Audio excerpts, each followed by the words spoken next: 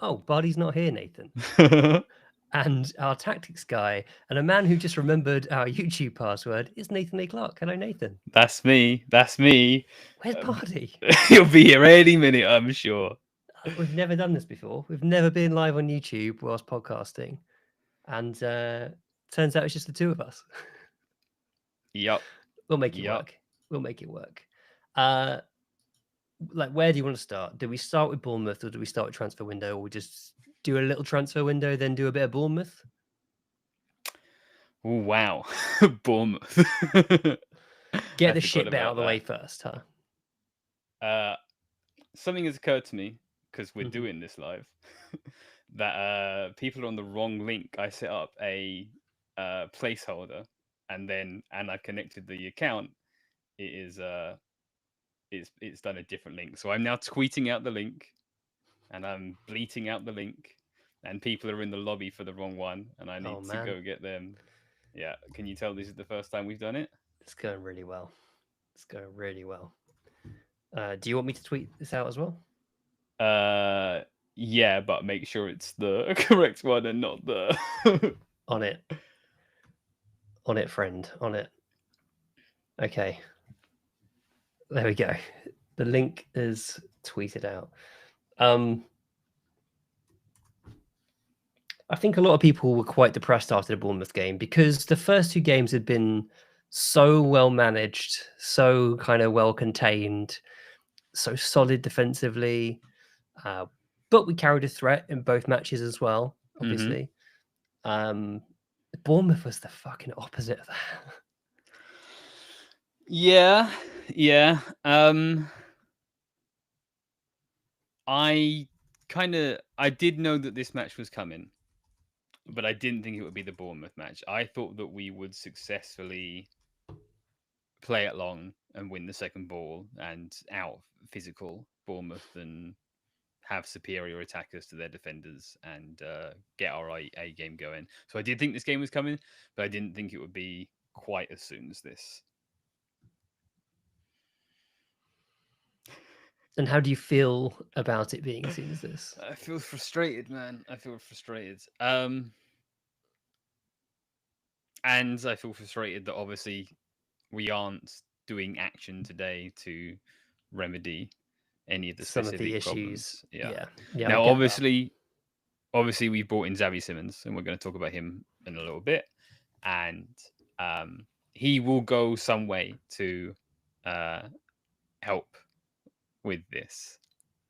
But there's only so much you can achieve by having your number 10 come drop deep to do build-up play. And it comes at a cost because now there isn't a guy between the lines.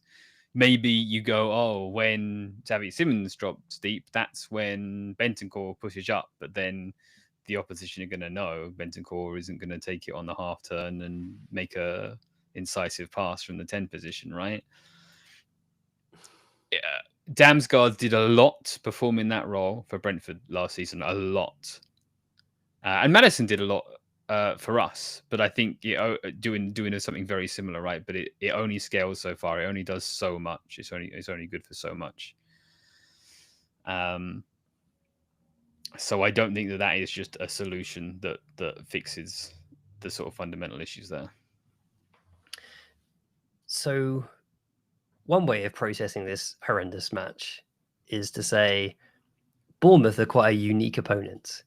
Sure. They are one of the best pressing sides in the league, if not in Europe. Yep. Who knows? Maybe the world.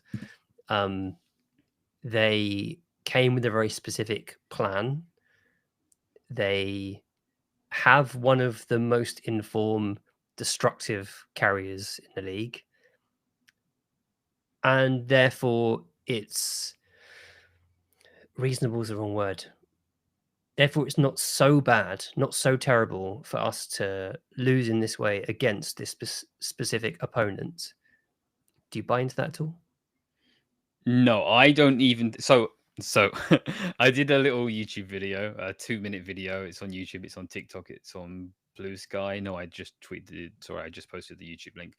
But I explained that basically, so the way that Spurs like to play is that we like to, when we have the ball, we like to bring the opposition towards us, bait the pressure, break the pressure, slow the tempo down, put studs on the ball. We don't actually put studs on the ball, but we do the closest thing to that, and tell the opponents, come and get the ball if you want it, and draw out the pressure and play a couple of passes along our back line and then go for something more direct. And that can be, as I say in this video, a big ball over the top for someone to run onto, a high lofted ball for Richarlison to aerial duel for, and then we arrive for the second ball.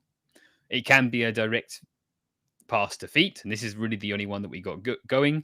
We sent the ball up the line, down the right to Kudus, who sent the ball up the line, down the feet to Johnson. And that just wasn't a way for us to get out of our thirds, because what Brentford did is that they deliberately pressed Bournemouth, whatever. What the B team did. Thank you. Oh, we're live. If we weren't live, we'd edit that out. Yeah. But now you look like an absolute idiot. So smart when I can edit my words afterwards and not get countries mixed up and names mixed up, and I don't say To be honest, you probably wouldn't edit that. I reckon you couldn't be bothered to edit that normally, right? But what you do is you restart and you ask me to edit it, so I have to. Yeah. And then we use our code word. What was I saying? So Bournemouth, I nearly did it a second time there. Bournemouth deliberately pressed in a very disjointed manner. So they pushed their pressing unit, their front five, up high aggressive, and they kept their back five deep. Yeah. A touch narrow even. And they said, hey, I bet you can't string 5 passes together and get into this space in our attacking midfield, in your attacking midfield area. I bet you can't exploit Sarr in the number 10 position by passing the ball to him. I know what you're going to do. You're going to play it long. And when you do that, we're going to have a 5 versus 3 in our back line. And they just won the ball there over and over and over again. So if you go on to Twitter or Blue Sky or Reddit or the Extra Inch Discord, you can see a hell of a lot of people very, very upset with Brennan Johnson, very upset with Richarlison, iffy on Kudus, who is the only player in our front line who can take a ball that's coming down from the sky with 2 men on his back and hold on to it and turn with it. He still didn't make chances for us, but he didn't look terrible trying, right? And so people are very upset at our forwards, but they had nothing to work with. Richarlison and Johnson are goal scorers. And to have a player who is simultaneously a goal scorer and can also come out on top in a 1v2 from a bad pass up to them with no disguise, we don't have Kane anymore, I'm afraid. So we can't do that, you know? So your question, you might remember from about 5 minutes ago, was surely... Something about Brentford was Bournemouth are unique in the way that they press, so other teams won't cause us these problems. In my opinion, this isn't even the optimal way to play against us. In my opinion, a standard medium block that is intense and hard fought in the middle, like what Burnley tried to do but good, a third B team, like what Burnley tried to do but good, is going to cause us some problems this season, I suspect. And hey, maybe Frank will come up with solutions. You know, this is early on, but I think that he, one, doesn't have the players necessary at his disposal to be creative and technical in those deep central areas. And two, that isn't his style of game, right? And this is the kind of thing with the implied question. If Frank's so good at adapting, why didn't he simply choose to adapt to the circumstances of this game? And that is because being a coach who is reliant on adaptive football is a very different skill set from being a coach who has a advanced, sophisticated, sustainable possession model. That isn't something you can choose to do at halftime, right? Oh, in the first half, we struggled to progress the ball through the midfield. In the second half, I will be Pep Guardiola and we will have a way of constantly finding the spare man as we work the ball through the thirds over the course of 10 minutes to finally get towards the goal. That's not something you can do on the fly. I accept what you're saying, but I think you're applying philosophical brushstrokes to a situation that can be remedied with tactical solutions. By which I mean, we were at times outnumbered when we attempted build-up. We were at least they had at least the same number of players when we were attempting build-up. It would have been possible to change that. Like, it would have been possible to go to 3 at the back and have an extra man in possession during build-up to attempt to move the ball forward. And maybe it doesn't work. Like, maybe that's a solution which ends up being thrown out the window. But the first half was so disastrous, in my view, that it felt like to not try something was unacceptable. Unacceptable is a strong word. I'm like, I don't want to go down this route. I mean, I thought the booing was over the top. Booing at halftime in his third league game is pretty strong. I wish Bardi was here to tell us about the feeling in the stadium right now. Yeah. But like, I just found it somewhat baffling that he waited so long before making changes, and then when he did make the changes, it was personnel, kind of not like for like, because Brennan Johnson's Brennan Johnson, but position for position. Just to sort of veer away from the sort of overall tactical discourse, I just want to talk about Brennan Johnson briefly, because I agree with what you're saying. I do agree with what you're saying, that this game is not about Brennan Johnson is rubbish and can't do anything other than score goals from 6 yards out. That's not what this game is about.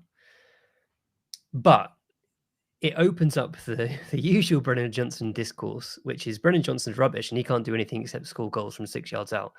And the thing is about that is it's not an easy skill to teach.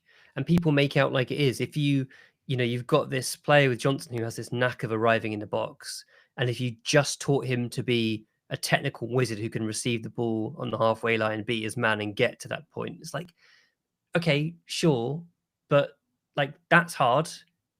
Also, teaching someone to do what Johnson does is hard. Can we not just accept that these are strengths of players and it's kind of a horses for courses situation?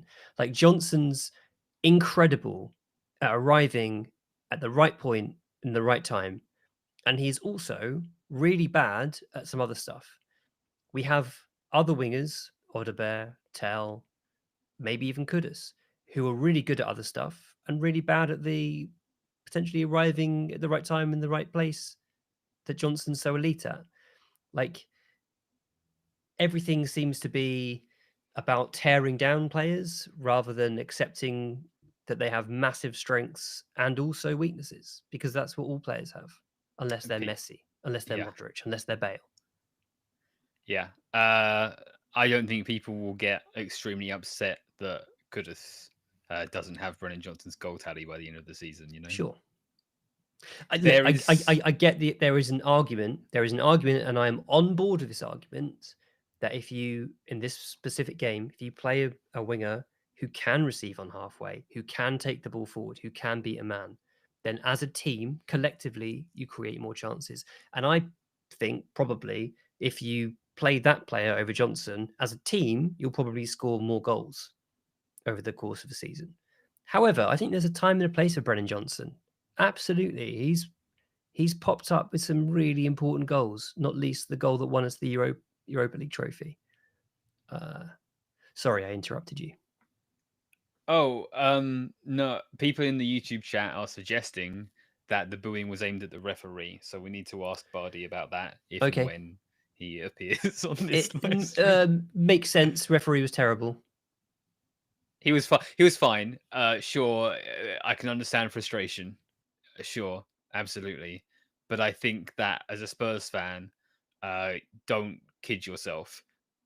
This game, we did not deserve anything from this game. Yeah.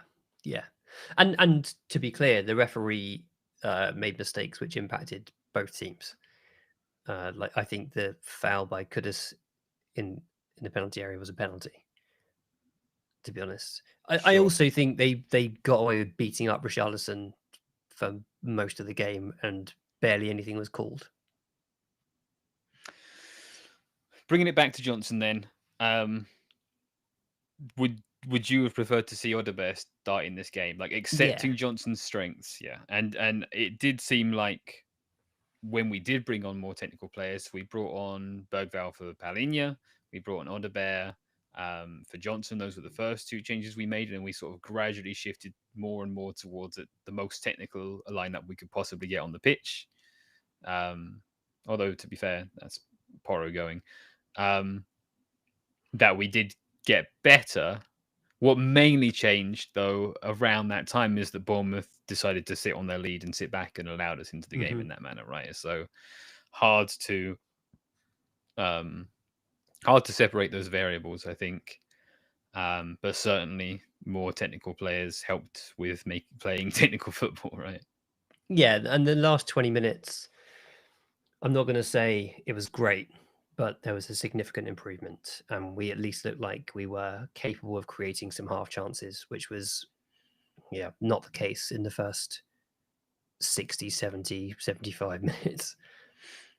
All right, that's 15 minutes done. Let's not talk about actual football again for the rest of the live show and or recording, please. Are you moving into Jim White territory now? I was scrambling around trying to find a yellow tie about 30 minutes ago. Is that like is that an aged reference now? Like, do the kids of today know who Jim White is still? I saw someone in the YouTube chat saying that we should both be wearing yellow ties, and I was like, I was trying to find one. I'm wearing a shirt, which I don't ever fucking wear, Windy, as you know. Normally I'd be sleeveless at this time. In preparation for putting a yellow tie on it, and I couldn't find one. So I don't think it's that aged. Errol had said, "Is Bardi outside Hotspur Way to report on live incomings?" Oh, I would love to go live to our Italian reporter outside the stadium right now. He's also outside San Siro as well, just in case we need him there. In truth, we don't know where Bardi is. We were expecting him to be here at 6, and he's not shown up. I hope he's okay. He's probably walking the dog. Can we rule out that he hasn't driven himself to Last Word on Spurs to try and get a transfer through at the last minute? Oh my goodness. He's not that much of a traitor. He wouldn't do that. So transfer window. Obviously, it's transfer deadline day, and we will talk about the goings on of today. But we haven't spoken since we completed the transfer of Javi Simmons, which I assume you're very happy about. Yeah, he's good. He is good. Oh, let me get my notes up. That boy nice, as Nathan would say. That boy's nice. Yeah, for sure. I can't leave dead air because we're live. Fuck, this is where I would normally do my thinking. I'd start a sentence to claim the air, and then I would be perfectly still for a full minute while I worked out what I wanted to say, and I can't do all that. All your secrets are seeping in. Oh, the pain. That's why your clipped up videos are so jerky. Right. And I am very happy about this transfer. Hang on 1 second. Mike Rotoloni said, "Oh God, Nathan going to pour cold water on Javi." I'm gonna pour. Please don't. I'm gonna pour sort of baby safe warm water on Javi. Right. I'm really happy about this transfer. We desperately needed this profile. I have seen some opinions out there from people who I respect that, in my opinion, have gone overboard. I've seen someone say this is the best Spurs transfer they've seen in their life for a club who had Bale and Modric and Son and re-signed Kane. I don't know if that counts or not. He's good. We got him cheaper than I expected. And in fact, that goes back to my prior point of some people are saying, hey, we were offering 70 million for Paz. We got Javi for like 50 million. Yeah, I think there's a case to be made that's a better value for money. But I don't know if I agree with the extreme version of that is like, oh, we should have just been in for Simmons first before we went for Morgan Gibbs-White, before we went for Reza, before we went for Paz, before we considered Akliouche, before we considered El Kanous, whatever. So talking about what he does bring, and the profile that we needed, a creative passer is what he is. He has brilliant awareness of his teammates. He has good weighting and timing on his passes. He likes to go for little creative first time back heel flicks and fun stuff like that. Little dinks on a weightless ball. He has really, really lovely first touch and fantastic close control. He's agile. He has a 5-yard burst of pace. He's one-footed, but I don't think he's very limited by it. Windy, you expressed some concern about his one-footedness. Only a little, and it's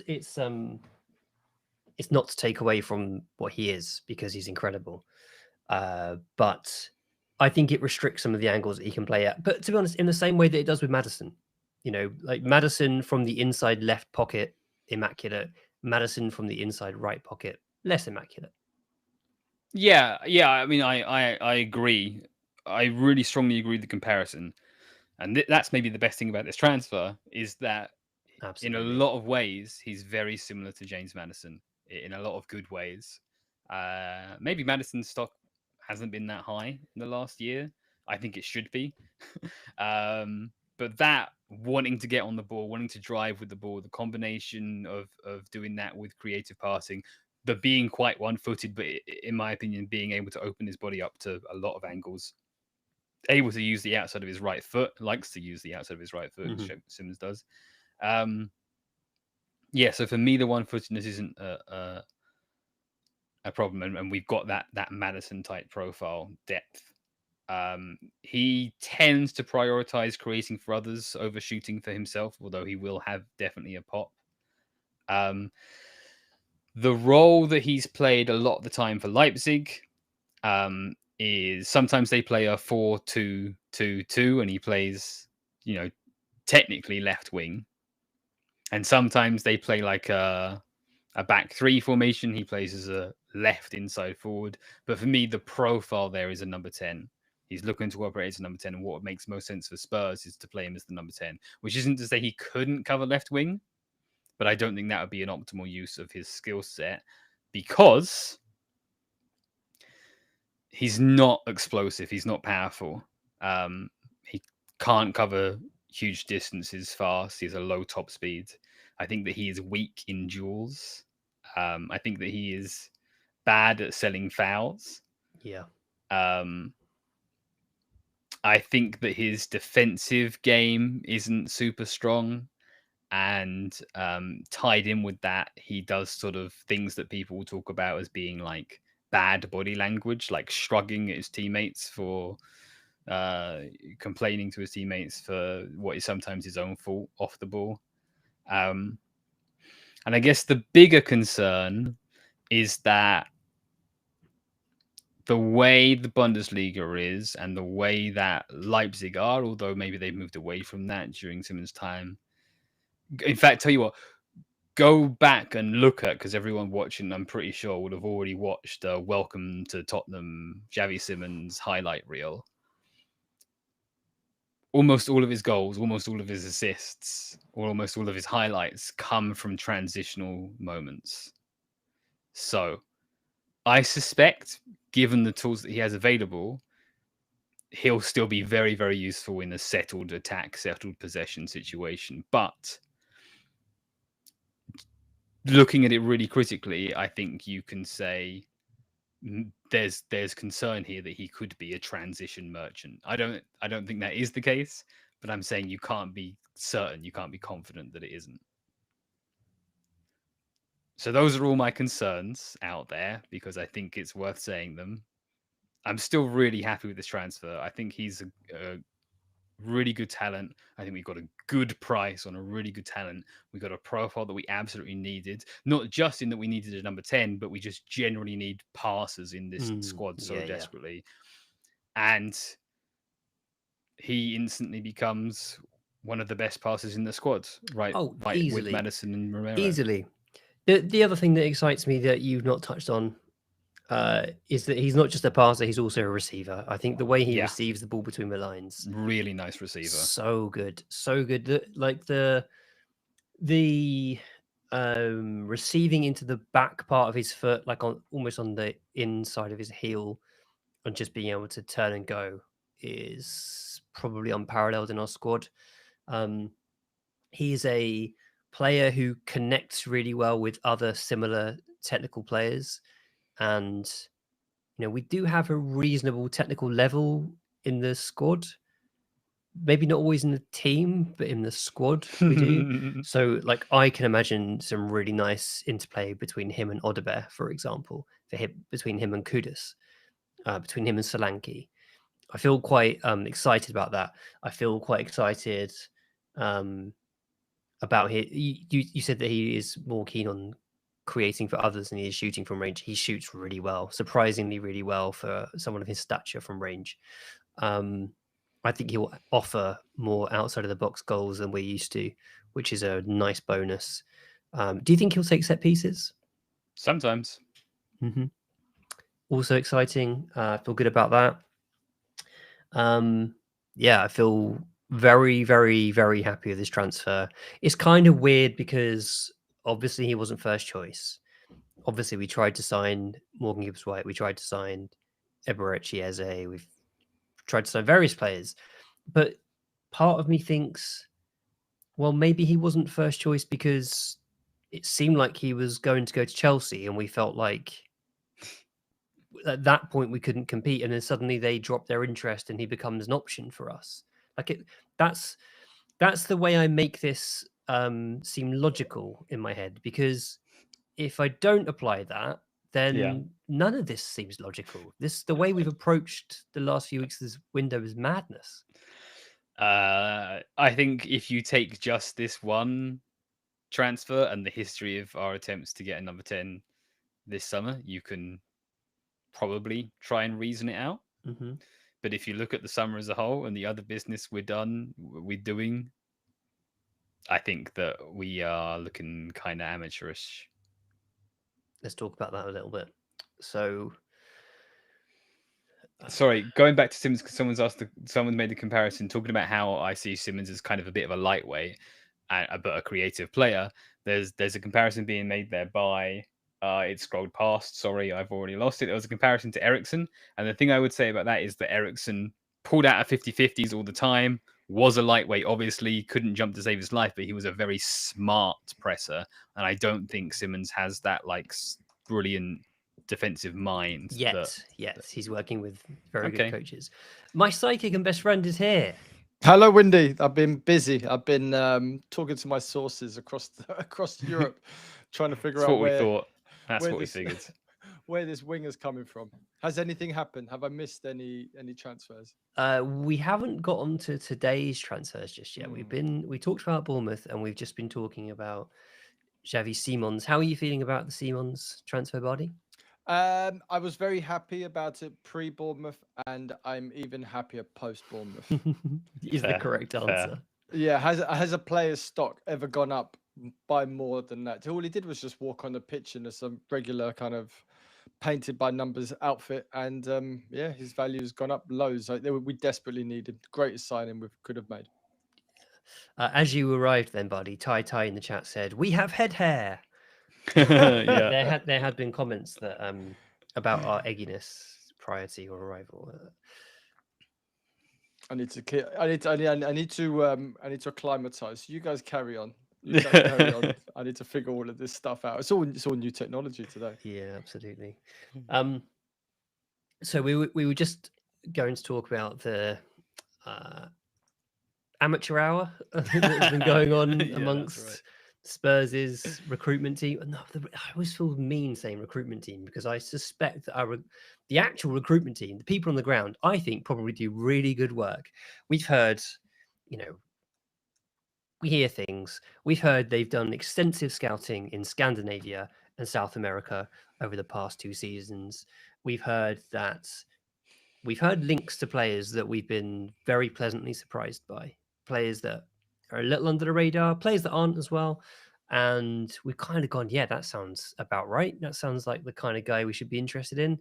And then you get the actual links come to the surface. And sometimes it feels like, I don't know, like these things aren't connected. Like there's a disconnect between what's happening in terms of the analysis and the scouting, and then what's happening in terms of the actual targets? I think it's because like if we'd got to like the 1st of August with Kudus, Simmons, Paulinho in, and Brian Hill sold, we would have gone, yeah, that's really good. That is sensible planning. But because it's all come so late, it makes it look like a little bit rushed or a little bit of a fluke. And I think that's kind of tainted our opinions. I think we've made some good signings. It's just we needed to get these done earlier. But then saying that, if you look at like Liverpool, they've taken this long to get Isak. They've taken this long to get their centre back. Man City have ended up buying 2 goalkeepers because the one they signed didn't really work out for them. So there's a lot of messiness across this transfer market for everybody, really. I think that is true. Like, I'm not asking for perfection because I understand that the perfect transfer window is almost impossible to come by. But you're right. I think the lateness does have a big impact. I think it's impacted it's impacted this game for sure. The Bournemouth game we just talked about. It's impacted now the ability for signings to have a pre-season with Frank to understand his requirements. And it probably means we have to pay over the odds, as it turns out, because you have to get the deal done. So yeah, I'm not delighted about the lateness, but I think it's also the profiles. Look, I agree with you, Bardi. I think Kudus, Paulinho, Simons, really, really excited about those signings. I feel very, very good about them. Kolomwani, which we haven't even mentioned yet, I don't feel bad about that at all. I feel like quite pleased with that one. And had they happened earlier, and had they appeared to have been our first choice signings, then maybe my perception would be different. But like I identified at the beginning of the window, that I think the biggest thing missing in the squad is a deep line playmaker, that we need to get more passing through the team. And like we signed Simons, and that's amazing. I think he's an incredible passer. But aside from him, I don't think we've acquired enough passing ability to up the level of creative passing across the squad. On passing, that's a concern to me. On passing, did I miss Nathan going, "I told you so" on Paulinho? Did I miss that bit? I left it sort of implied rather than outright said, I think, for the most part. Yeah, I was at the game, and it was extremely frustrating to watch Spurs. They did to us what we did to City. They just had a really good plan, and just we couldn't figure it out. And Paulinho is an incredible footballer who's going to be incredibly useful in so many games, but that wasn't his match, and you could see the fact that you could have taken him off at halftime. It just really wasn't his game. Yeah, he should absolutely come off at halftime. Or Bentancur could have come off at halftime. Like, this is the problem for me. I don't mind Paulinho being in that 11. It's not my dream starter against Bournemouth, particularly in retrospect. But it's the profiles of the entire midfield. It's Paulinho, Bentancur, and Sarr being the midfield makeup in that game. Fine against City, worked really well against City, and somewhat predictably so. Not against a team where you need to build through the middle consistently and create opportunities through build-up play, press resistance, playing between the lines, receiving between the lines, and playing creative passes in the final third. Those players, none of them do that consistently. Sarr can hit a switch. He can hit a ping quite well. Bentancur can receive under pressure quite well. He's fairly press resistant. The problem is he wants to constantly play outside the block.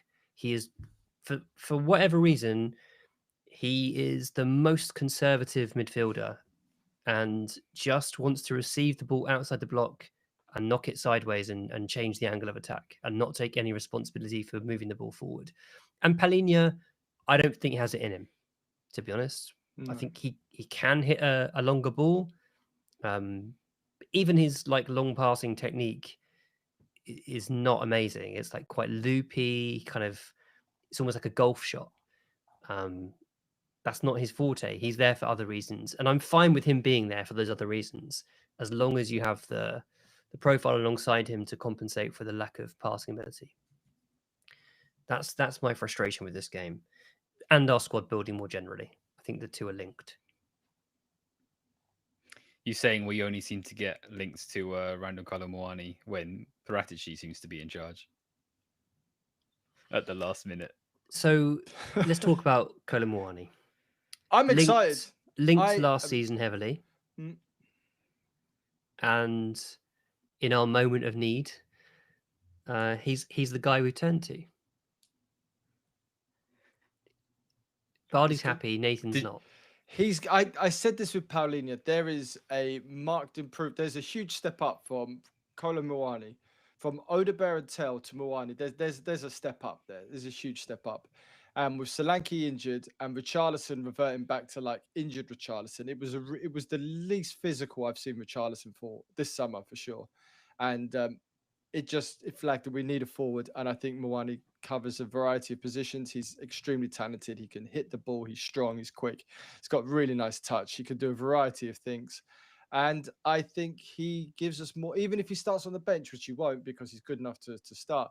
He's miles better than Odegaard, and he's got a bit more of a finishing ability to him as well. Odegaard snatched at a couple of chances on Saturday, and there's a confidence issue there. I think Muani improves us like measurably. And Nathan?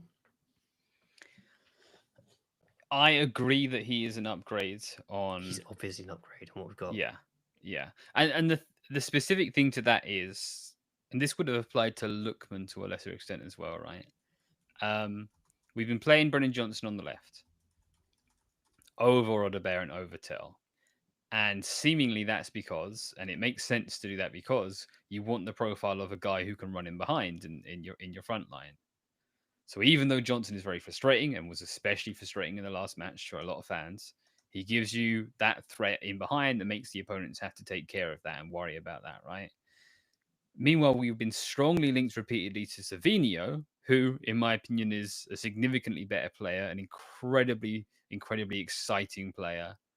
I would love to have him in the squads, but he doesn't offer that threat in behind. So you would be going without that. What Randall Kolo Muani does, and he's not a perfect player by any means, but what he does is that he can offer both those things, right? He can take the ball and run with it. He can receive the ball to feet and dribble his man, not on the same level as Savinho, but he can do it. He can also offer that threat in behind. So what you have there is bringing in better technical quality to your front line without losing the ability to give depth in behind. So that's why in isolation, Kolo Muani makes some sense for us to play left wing. Obviously can also play as a 9 when we're worried about both our 9s now, maybe being injury prone and not having confidence in Tel to play that role. But that's kind of the thing, is that it comes the same summer that we also purchased the contract of Matthijs Tel. Yeah. It comes the summer after we purchased the contract of Odegaard. It doesn't seem very joined up. Yeah. No, because Kolo Muani is the player that Tel could become. Yeah, so that's exactly what I said to Windy before we went live. Yeah, we've just kind of skipped a few years and just bought a finished version of Tel, because we don't have the patience and we don't really have the time afforded to us to allow Tel to grow, which is stupid considering we spent so much money on him. Yeah. And what else did you say, Nathan? I can't remember what you said. And Tel's not going to become Kolo Muani because Kolo Muani is now taking his minutes. Yeah. So, friend of the pod's Tweet Good Mac made the comment earlier on the Discord that every 18 months we change between being a team who want to buy just young players to develop for the future and being a team who want to buy ready-made stars to win right now. And the thing with that is, like, this time last year I was going, we've done some good work and there's some good young talents, but we need more to help the team immediately in order to win games to provide the platform. We haven't done that by now switching to the opposite extreme in bringing in Kolo Muani, because instead of buying in a ready-made experienced player to pass the ball to Tel, we've just brought in a player who's going to keep Tel on the bench and sometimes not even in the matchday squad, right? So it's not joined up. You're not getting a mix of different levels in the squads to balance out and rotate. you're just going from one extreme to the other and it isn't joined up, and you drown talents that you've spent tens of millions of pounds on. I think there's another narrative around Tell specifically, potentially, that the thing is, this sounds awful. I think Tell's going to be good. I think Tell's going to be a good player. But I think there's enough doubt there around the impact he can make now that they've kind of got him in because they saw it as an opportunistic signing, maybe a bit like Archie Gray the year before. Yeah, I think that's fair. Like, this is a really highly rated, high ability, high potential player who is available for what feels like a reasonable fee. Let's get them in and then figure out the progression later. They've got him in. They've had a look. They've realized his limitations for this season. And they've gone, right, actually, we do need to have someone who can offer more right now than this player. So that means tear up the plan, if there ever was one, for Matisse Tell, and just get someone who can do it now. I don't feel great about that, but I also don't disagree that Tell doesn't offer what I would want a player of his position in the squad to be offering at this exact point. I don't think he's good enough through the middle. Maybe forever. I think there's a chance that maybe Tell doesn't ever become an out and out forward. He gives me Anthony Martial vibes when he plays up front. Like, he can run off the shoulder and be a threat in certain games. He is not linking play. He is not holding the ball up. He's not scrapping for second balls like we've seen Richarlison do. That's not his game. His movement off defenders, away from defenders, towards the ball isn't there. That can be taught. I think it'd be unlikely for it to be taught. So I see him primarily as a box crashing winger, like Johnson, like Son in some phases. And I don't think he does it well enough right now to be effective in this year's Premier League and Champions League. And that's not unreasonable. But my point would be, get him out on loan. Get him out on loan. Get him a full season of playing Premier League ideally, but if not, then, Bundesliga, Liga and football, so that he can keep developing. That looked terrible in his CV, though. Loaned from Bayern to Tottenham, bought by Tottenham, then sold out again. That doesn't look great on him. The weird thing is, right, that he left Bayern because he was third choice, and now he's fourth choice. That can't feel great. That can't feel great for him. It's not. Someone said in the comments, it's like 60 games this season. He will get his moments, and he was so close to drawing us equal against Bournemouth. A really nice, nice little hit, pure inspiration. I thought he looked all right when we came on, when Thomas Frank just abandoned all tactics and just went. Let's chuck everyone up front. I feel the opposite. I feel like finally he was trying to be tactical and trying to occupy their centre backs with an extra man. Yeah, I mean, but and stop them being doubly aggressive on Richarlison. Bournemouth were broke. They couldn't run anymore. They totally run out of legs, and that allowed us to push on a bit. I'm hopeful for Tell. I think he'll get enough minutes. It's just we need to be patient with him. I'm probably more confident with Tell than I am with Odegaard. I'm really down on him at the moment. Really? I just think he lacks the killer instinct in him. He had an opportunity against City, which was a pretty simple header right at the end of the game, and I just felt that was an individual who's really lacking in confidence, and he didn't need to head it. He had time, and then that opportunity against Bournemouth, he was directly in my eye line, and I could look into his eyes as he took it, and there was not 1 ounce of that boy that thought he was going to score that goal. It just wasn't there, and I think him more than Tell needs a loan. I think he needs a loan.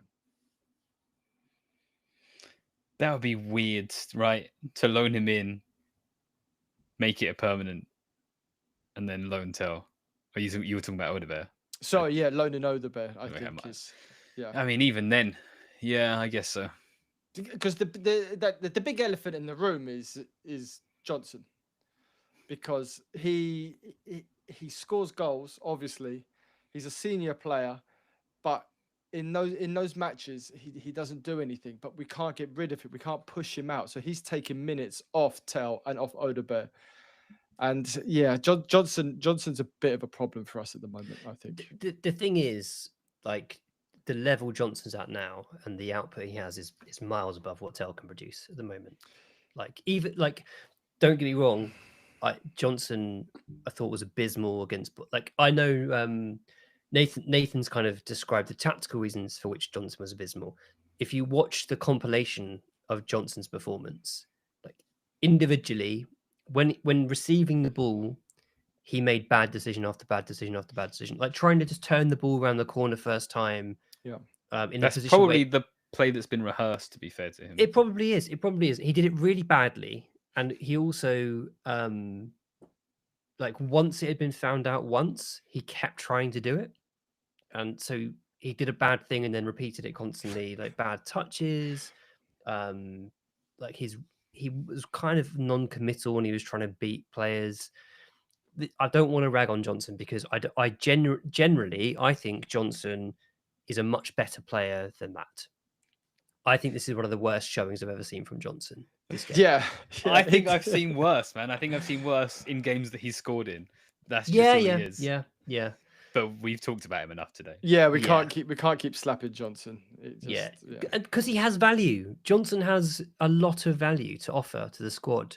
What we're talking about is the situation we've got in with our squad building in wide areas, the volume of players we have, the wingers across the squad: Kulusevski, Johnson, Kudus, Moore, Tell, Odebear, now Kolonwani, Charlison.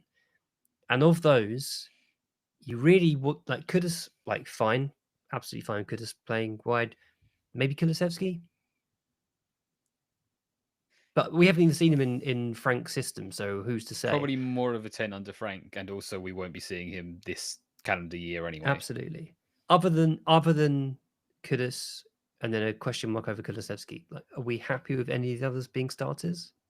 It's not ideal. No. One other thing on the Kolomouani deal, right, is that it's a loan, and we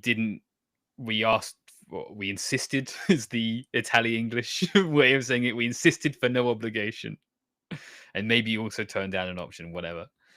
I'm guessing the thinking is from there, and I think Alistair Gold reported something along these lines as well, is that he's a stopgap, and then we go back in for Savinho after he doesn't play between now and the next window, and goes on strike and hands in a transfer request, and Pep loses all interest and whatever else, and we monitor that situation.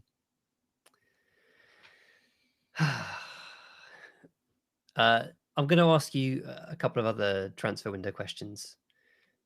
This Any is more links come through live? No, Sorry? Nothing. No, there's a load of stuff has been done. Like Højlund to Napoli has been done.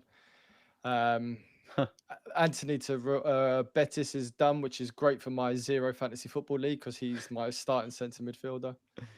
Nathan, Burnley have just signed Florentino Luis. Oh, hell yeah. A player of the Palhinha model long before Palhinha came into my life. I want to ask you this one. Dimes and Trays says, do our recruitment team just not do squad planning? Because a lot of this makes no sense, specifically regarding the young players and not seeming to have a real development plan for them.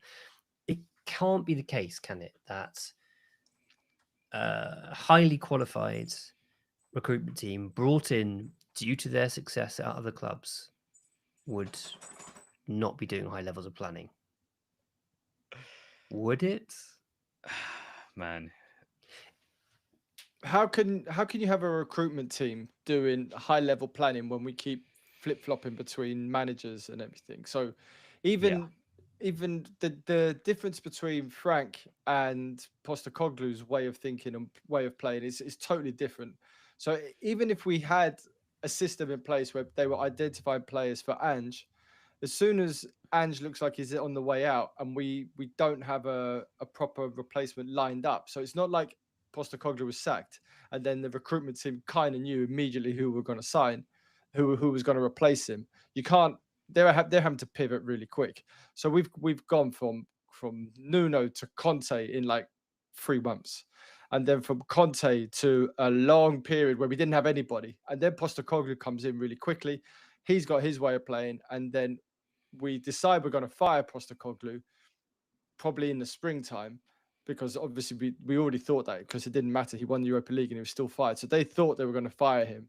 But then they didn't appoint Frank until what? July, was it? End of June? So you keep asking a recruitment team to plan, succession plan, but we keep swapping philosophy in our managers. So it's impossible to succession plan in that sense. You're absolutely right. And that is a long trend of us significantly changing managerial styles. I do think that the change from Ange to Frank isn't a million miles, in part because Frank is quite malleable to what he has, I think. Because both coaches are playing sort of 4-2-3-1/4-3-3 type variation most of the time.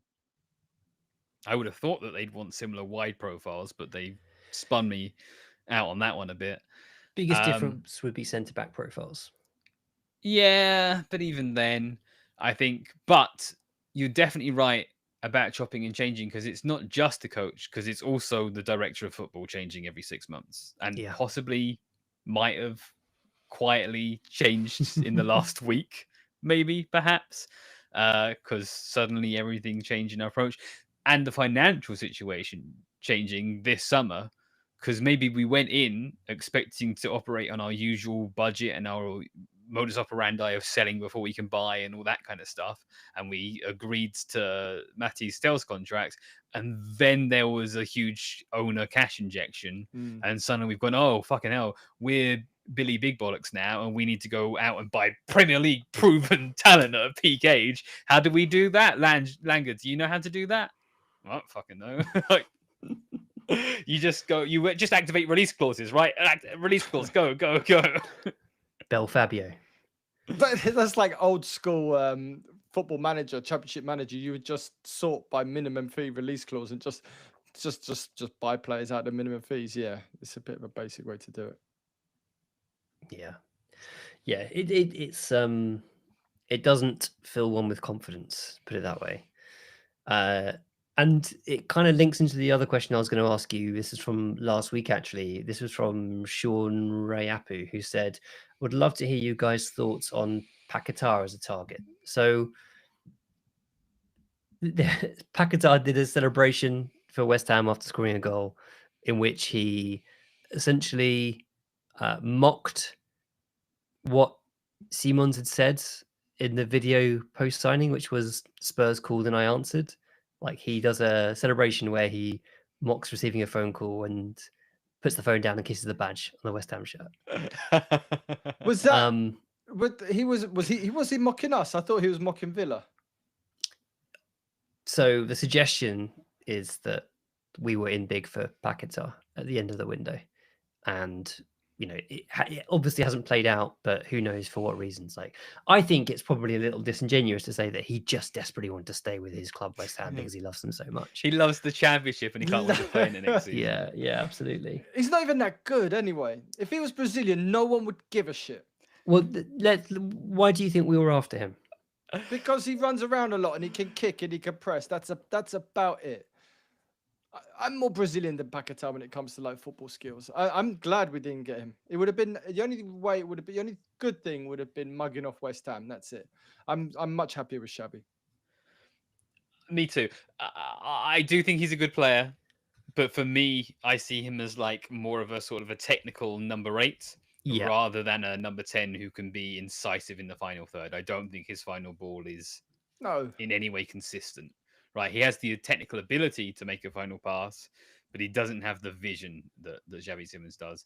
And so if we were seriously looking at him, that is another sign of the lack of good squad planning and cohesion and joined up thinking and scouting quality from our senior recruitment people. What he scored a penalty. Did he score a penalty against Forest? Yeah. I mean, and then he's mugging people off after scoring a penalty. It wasn't even like he did something special. Just tapped in a pen. Windy, the chat, are not happy with your suggestion that was in any way about us.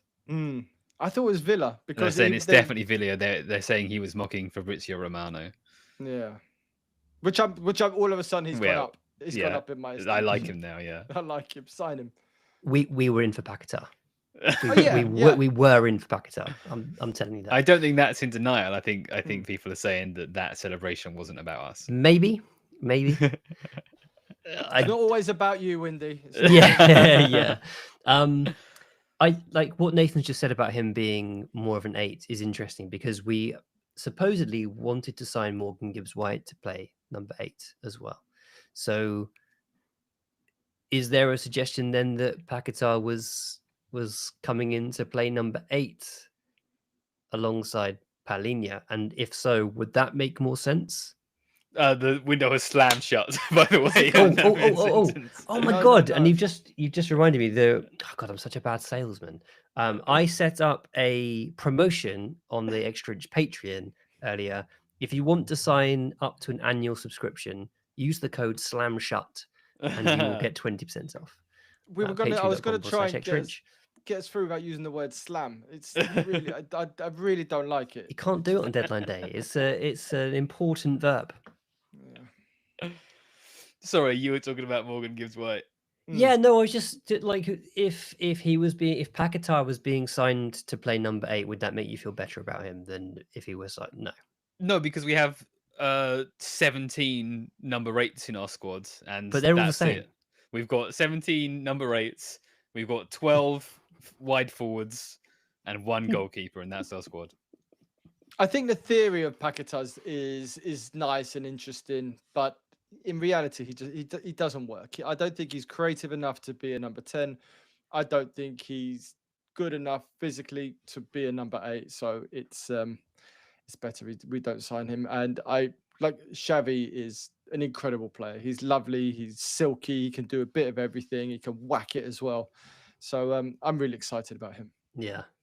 I wouldn't be this excited about Paqueta, to be honest with you.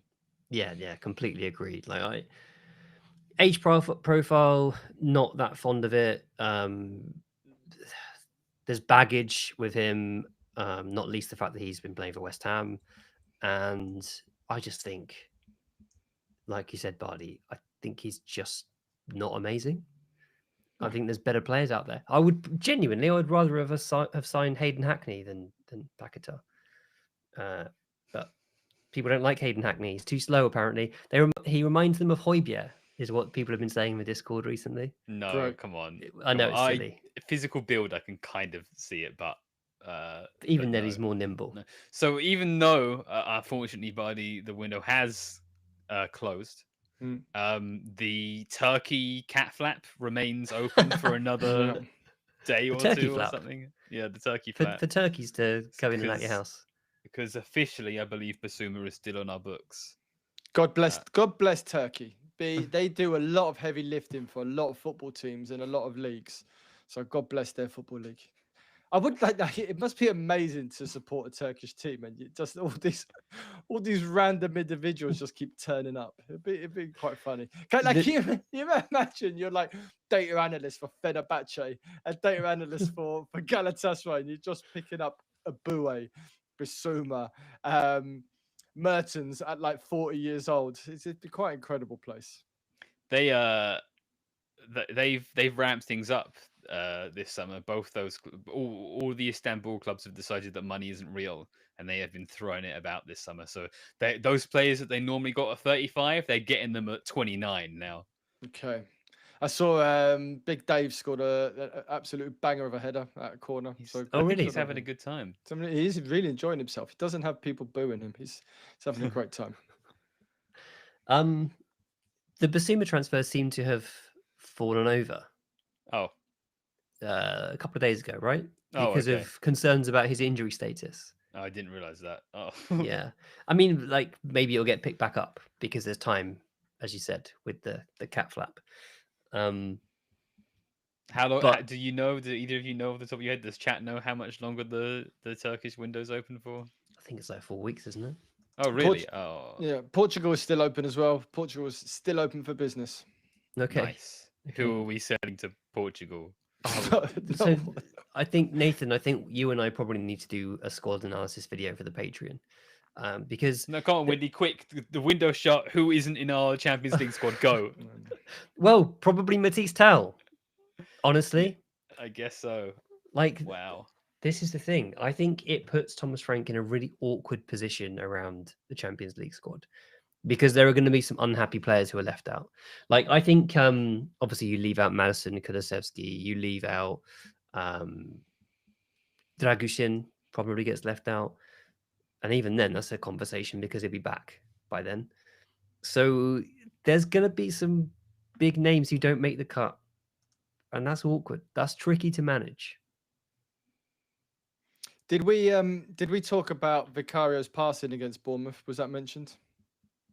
No, something you want to share on that front? They are discussing Vicario's passing in chat for some reason. Okay. I saw that pop up. I didn't know whether we covered it. I found the entire experience of Vicario versus Bournemouth, like the microcosm of the Vicario conundrum, because he made saves which kept us in the game. He was our best player by distance. He was our best player, but he was also our worst player. Like, had we played Kinski, we would have had a better chance of winning the game, but we also would have been more likely to lose the game. And I just found myself thinking that throughout this entire match, that had Kinski played, we might have won. But had Kinski played, we'd have been 5-0 down. We would have definitely have lost.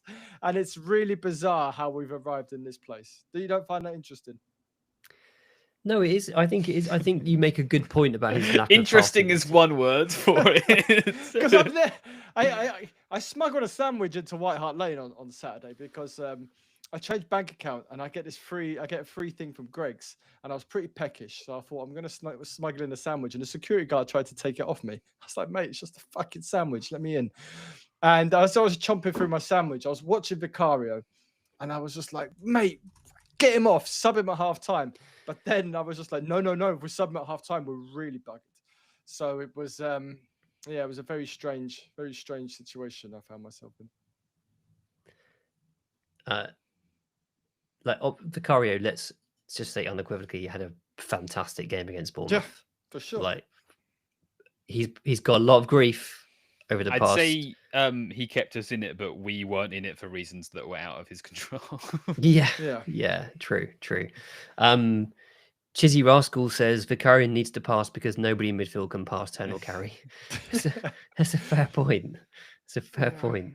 Do you reckon we'll ever come to a time where like they'll pull a goalkeeper and they'll just put like Rodri in goal or something like that? City tried that with Edison. Maybe there'll come a time where the opposition just no longer have any intent to attack. Like Bournemouth, the final 10 minutes had no intent to attack. Like, you just do it. You just take him off and give the gloves to a deep holder midfielder who can just run back and cover. Anyway, I've not been drinking.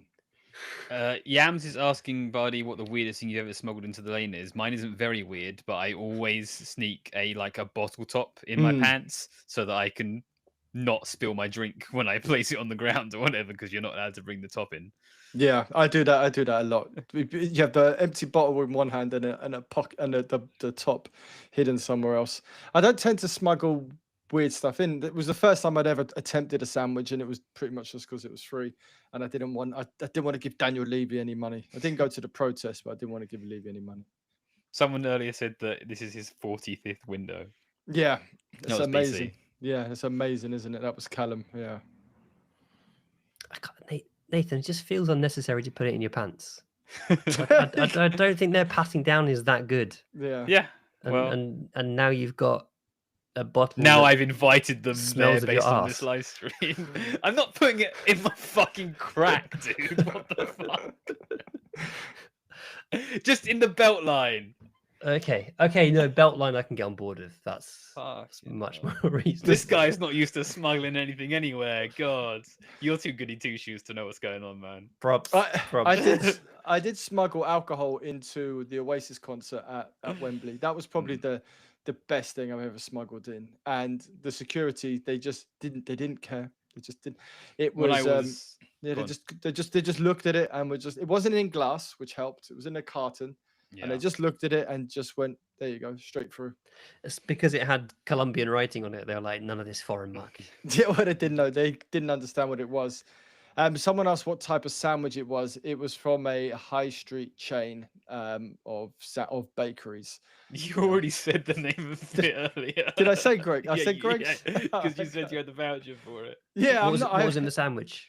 Oh yeah, that was it. That was the question. Sorry, not where was it from? It was a spicy chicken. It's pretty good. Nice. Nathan, so you were going to say about smuggling drinks? Oh yeah, just when I was a teenager and in my young 20s going to a lot of gigs, I would pour like a lot of vodka into a small fizzy drink bottle and pour in then back more fizzy drinks. So you have a very, translucent bottle of Pepsi Max and take that into the gig so that you don't spend £6 per glass. I was a hip flask guy in my 20s for gigs. Of course you were. What was in the hip flask? It varied. I moved between spirits, sometimes gin, sometimes vodka. Oh.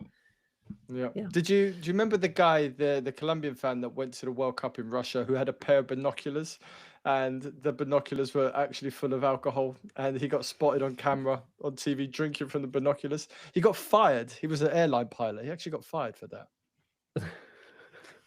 You can tell what a cracking window we've had. And what a cracking deadline, Dennis. We spent 20 minutes discussing sneaking alcohol into gigs. Where to put your bottle top. Should we have signed another defender, says Nico? Well, so the suggestion yesterday was that we did want to sign another centre-back. We were linked earlier in the window with Hincapié, who... Did he go to Arsenal in the end? Nope. Maybe it's on a deal sheet. Are you sure? I thought it was on the bench. No, I don't think so. Because that fraud would have put him on, and we would have chucked another centre back on immediately. Hincapié, let's find out. No, it's still at Leverkusen. Oh, okay, my bad. I just saw a number of centre backs on the bench and assumed that he must have been one of them. No, it doesn't look like it's. I personally would have liked another centre back because we're one twinge of Van der Ven's hamstring away from Davies at centre back, so that's a concern. So what do you think it would take for Ben Davies to actually play centre back for us? So Danso is second choice. Yeah, on both sides. On both sides. Or you maybe only need... like Romero moves left, but either way, sure. Danso comes in as first option. Yeah. So then you only need 2 injuries to any 2 of those 3 centre backs before Davies is significantly in the equation. That assumes that Takai isn't ready. Which I would lean towards. Okay. That he wouldn't prefer to play Archie Gray? He hasn't shown... On my squad spreadsheet, I list Gray as an option for across the back 4. But... He's only played midfield under Frank, hasn't he? Did he play right back? I think he might have played right back. Ooh. In one of the preseason games. I could be remembering wrong. Okay. Because Frank made a comment in the press conference, I think it was pre-Bournemouth, where he suggested that he basically implied that he sees Davies more as a left back and the centre back would be like a last resort thing. Okay.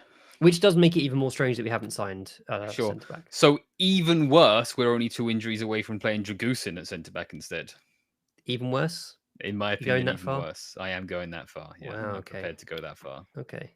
I mean, if we're struggling with build up with Van der Ven and Romero, it's just going to get worse with Dragusin. It's a very popular line in the Spurs fan base right now to say that Frank's needs from his centre backs are different from Ange's, and that's true. Earlier. You said it earlier. Okay, there you go. That's true, but we still are a team. We're a club who want to have the ball, who want to play the ball, who want to work the ball out from the back, and Dragusin just isn't suited to doing that for anyone. Yeah, I agree. He was a really bad signing. Whoever did the scouting work around that signing, I would question. Hugely. An agent that Paratici knows, I suspect. Yeah, but like you'd hope that there would be some internal checks and balances that would say, hang on a sec, no, this guy's not what we want. Look at the way his hips move. This isn't going to work out.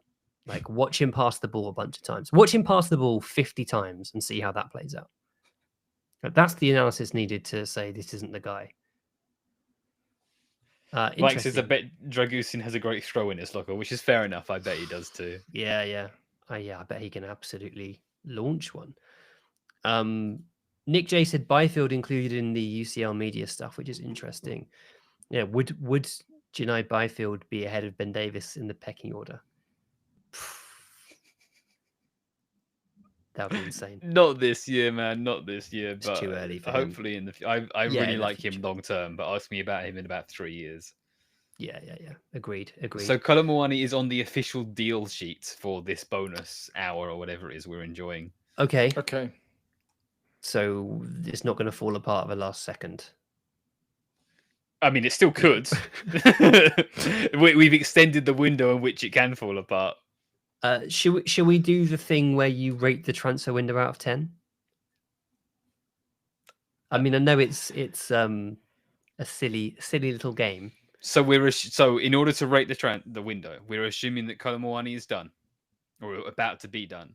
Yeah. We're assuming we're getting rid of Hill. We're assuming we're getting rid of Solomon. We're saying Bissouma is likely to go somewhere. Yes. Let's say that's an assumption. We're keeping Dragusin. Then, yeah, he's not going through the Turkey cat flap. And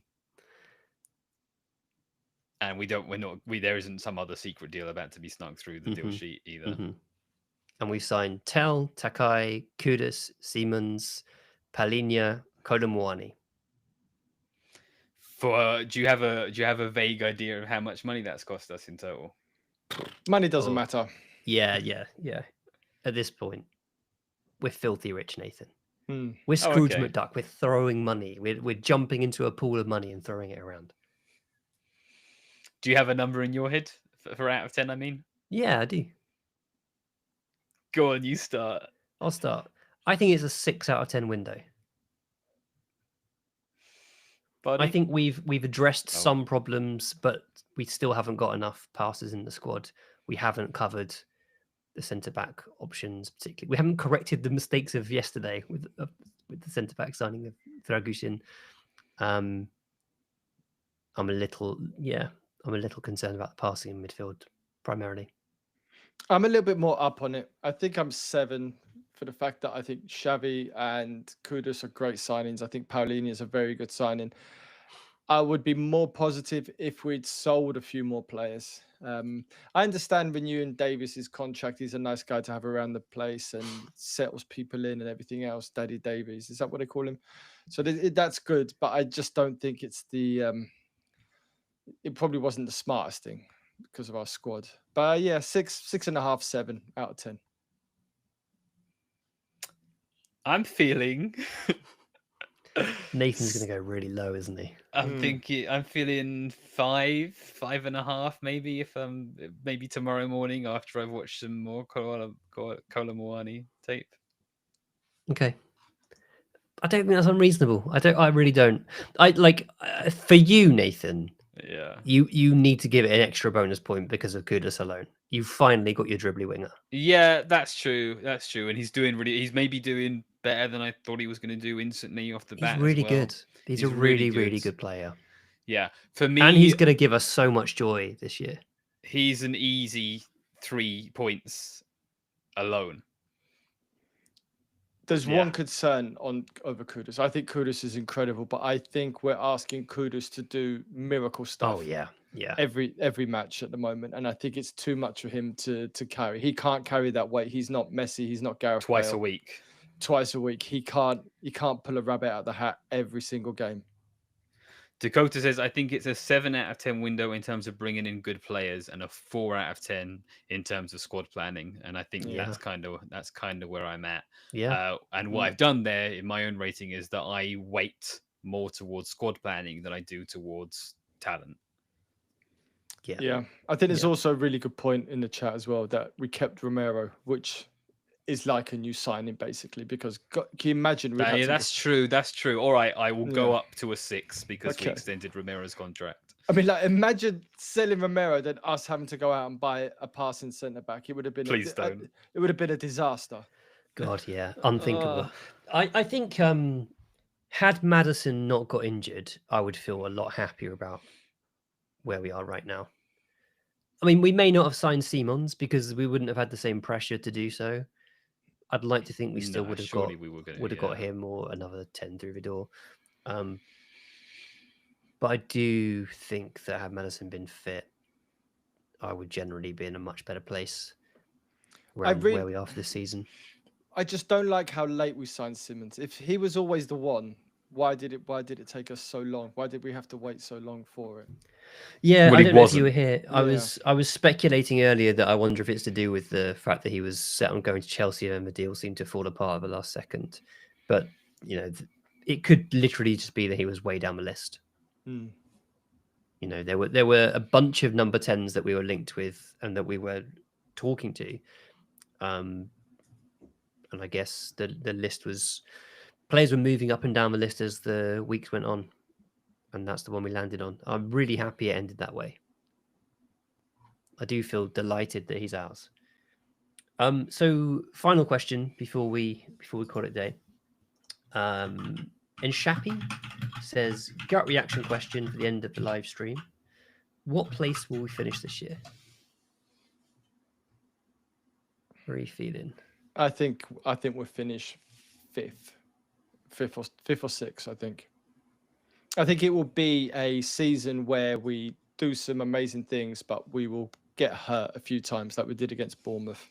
There will be moments where we think that's great, and we're moving forward and we progress. Kind of like maybe where I was pre-Bournemouth, where I thought we've got a manager now who can adjust according to whoever we play, and then we play someone totally different and we get found out. And I think that will happen every 4 or 5 games. We'll just get found out by a team that does something that we can't cope with. Nathan? I think I am leaning sort of 7th, 8th. Wow.